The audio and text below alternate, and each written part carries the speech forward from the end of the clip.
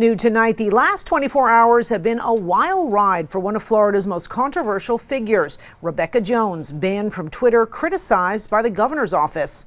Now the question, is she running for Congress? Maybe, or maybe not. ABC 27's Forrest Saunders takes a closer look at what's going on.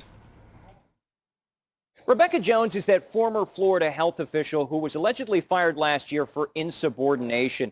She says that she refused to manipulate COVID-19 data to justify reopening the state. Since she's gained a huge online following and now says she's considering a run for Congress. Sort of.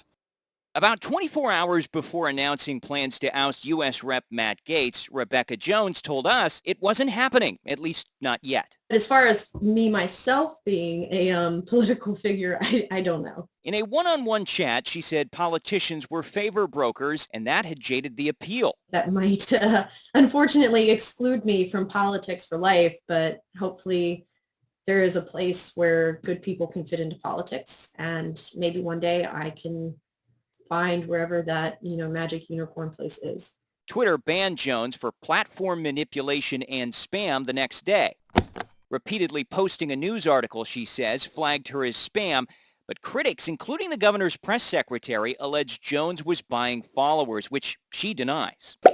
Her announcement came later on Instagram amid the back and forth, Jones saying it was supposed to happen next month, but the governor's team forced her hand. In a statement, she hoped the new social media law championed by DeSantis could now protect her. Quote, I get to find Twitter $250K per day until my account is restored starting July 1st. There is something of an objective standard here. Attorney Richard Lawson is an expert in government regulation. He's reviewed the new deplatforming law and says politicians need to be qualified for it to apply. I can't simply declare myself running for, King Emperor of the universe and then be granted immunity for anything I may ever tweet about. Jones would at the very least have to leave the D.C. area, move back to Florida, and file official paperwork. None of it happening yet.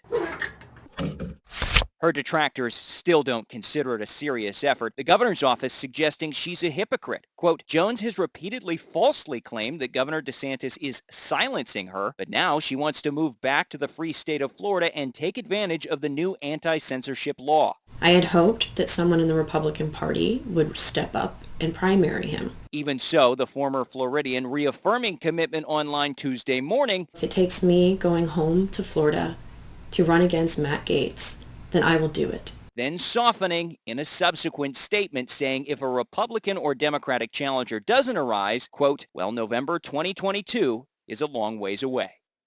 So after all of that, it looks like we're back to square one on a congressional bid. Meanwhile, Florida's new social media law is set to take effect July 1st and does face legal challenges. That includes an injunction which could put things on hold indefinitely. That's the latest out here at the Capitol. I'm Forrest Saunders reporting.